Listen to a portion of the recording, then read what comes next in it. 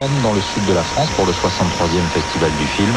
En ouverture, projection du dernier Ridley Scott, Robin des Bois. 18 films sont en compétition jusqu'au 23 mai. Le sort en est jeté, on connaît les listes des joueurs présélectionnés pour toutes les équipes qualifiées pour la Coupe du Monde de football. Cameroun, Côte d'Ivoire. Pour la France, Raymond Domenech n'a pas retenu Vieira, Benzema ou Nasri, les trois principaux absents.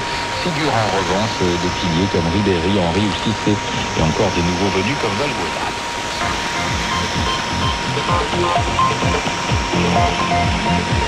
La Centrafrique vient de vivre un drame silencieux. Dans un pays où le sida fait des ravages, le Fonds mondial de lutte contre la maladie a temporairement suspendu ses financements à cause de l'opacité dans la gestion des stocks. Aujourd'hui, la prise en charge des malades a repris, mais les traitements manquent encore. Cette affaire pourrait causer la mort de plusieurs milliers de personnes à terme en cas de carence. Manipulation comptable, opacité dans la gestion des commandes. Mise en place de centres fictifs de distribution de médicaments, revente massive sur des marchés parallèles, des médicaments censés être distribués gratuitement.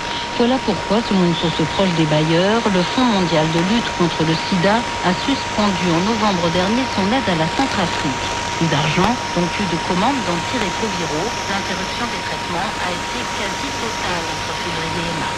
Yacinthe Baudet, coordinatrice du Comité national de lutte contre le sida. Ces accusations intermittentes, il y a eu des tas de manifestations de mauvaise utilisation de préposés, mais malheureusement, la mesure du gel de détectement était un peu extrême par rapport à ce qui se valait. Donc c'était je regrette, mais bon. C'est parce que nous avons une feuille de route pour nous aider à sortir de ce monde système.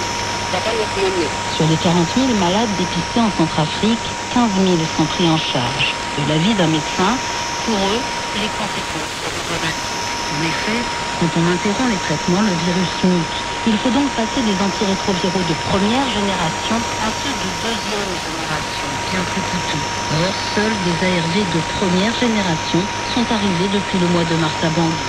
Gilbert Grémalet, président de l'association Vivre et Laisser Vivre, craint le pire. Nous vivons maintenant grâce à ces médicaments.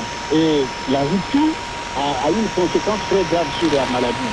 Selon les dires des médecins, il va y avoir des résistances de maladies. Ça veut dire que notre état de santé va encore beaucoup plus se dégrader. Vous connaissez la conséquence. Nous allons tomber malades et il y aura beaucoup de cas de décès. Le Fonds mondial a repris ses financements, mais nouveau problème. Le mois dernier, le Comité national de lutte contre le sida n'a pas renouvelé ses commandes d'ARV.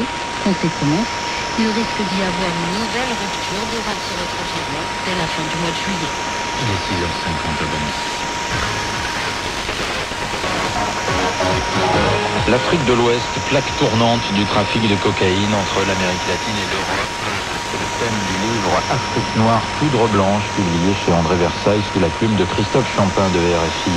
Antonio Mazitelli signe la préface de cet ouvrage et c'est une référence. Ce policier italien qu'on a entendu plusieurs fois sur RFI a longtemps représenté l'Office des Nations Unies contre la drogue et le crime à Dakar.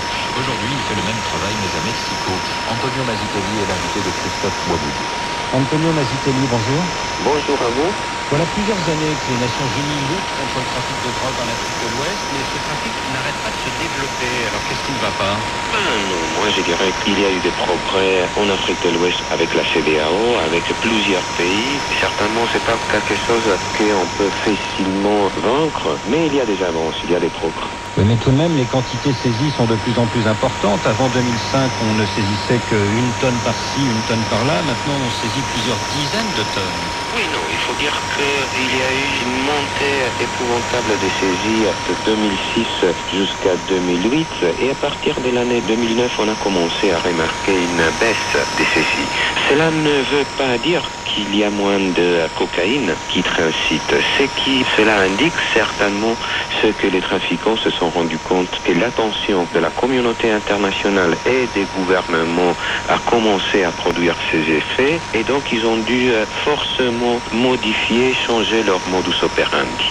On remarque des techniques de plus en plus sophistiquées, l'utilisation d'avions de plus en plus grands et une attention beaucoup plus importante à tout ce qui est la logistique. Oui, alors ce qui a frappé tout le monde, c'est évidemment ce Boeing rempli de cocaïne qui a atterri dans le désert du Nord Mali en novembre dernier. Est-ce que maintenant les trafiquants de drogue utilisent des gros porteurs pour traverser l'Atlantique?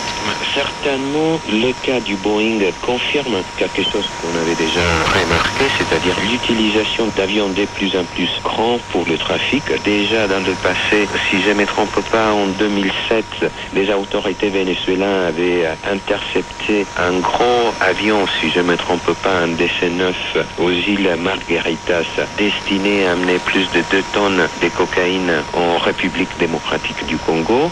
En Guinée-Bissau, on a saisi un Gulfstream, c'est-à-dire un jet qui peut amener tranquillement 2 tonnes de cocaïne. Donc l'utilisation d'avions plus ou moins grands était déjà présente à partir des années 2007-2008. Et pour poser un gros avion dans le nord du Mali, est-ce qu'il ne faut pas des complicités au plus haut niveau de l'État? Les États de la région, ils avaient toujours manifesté leur difficulté à contrôler des territoires de la bande sahélo-saharienne, complètement ouverts à toutes sortes de passages. C'est extrêmement difficile d'avoir un contrôle capillaire du territoire. Est-ce que, comme le dit Christophe Champin dans le livre que vous préfacez, certains pays africains comme la Guinée-Bissau ne sont pas tombés sous la coupe des cartels de la drogue? C'est le risque. Des pays comme la Guinée-Bissau, malheureusement, ils n'ont pas les moyens, ils n'ont pas la capacité tout seuls de résister à une offensive de la criminalité organisée. Et heureusement, je dirais maintenant, les choses commencent à tourner dans la direction juste. En matière de lutte contre le trafic des drogues, la reconstruction du pays, la réforme du secteur sécuritaire et l'offre du travail en avenir aux habitants de la Guinée-Bissau. Mais l'attentat à la bombe contre le général Tagmenawag il y a 15 mois à Bissau, ce n'est pas une signature des narcotrafiquants?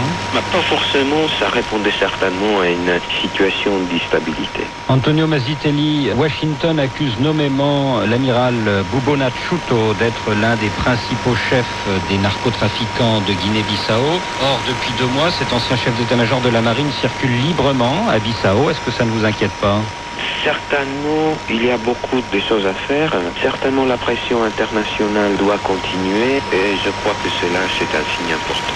Alors, depuis 9 mois, vous êtes le représentant de l'ONUDC au Mexique et dans toute l'Amérique centrale, jusqu'aux Caraïbes. Quel est le principal pays de provenance de la cocaïne qui arrive en Afrique de l'Ouest? Toujours le même, c'est-à-dire la Colombie, le Pérou et la Bolivie. Et le cartel mexicain, aujourd'hui, contrôle à peu près 80 jusqu'à 90% de l'approvisionnement du marché de l'Amérique du Nord. C'est-à-dire que depuis que les cartels colombiens ont perdu le marché des États-Unis au profit des cartels mexicains, eh bien, ces cartels colombiens se replient sur l'Afrique de l'Ouest et l'Europe, c'est ça? Ça a été notre analyse en regardant la croissance des dépôts et des saisies en Afrique de l'Ouest.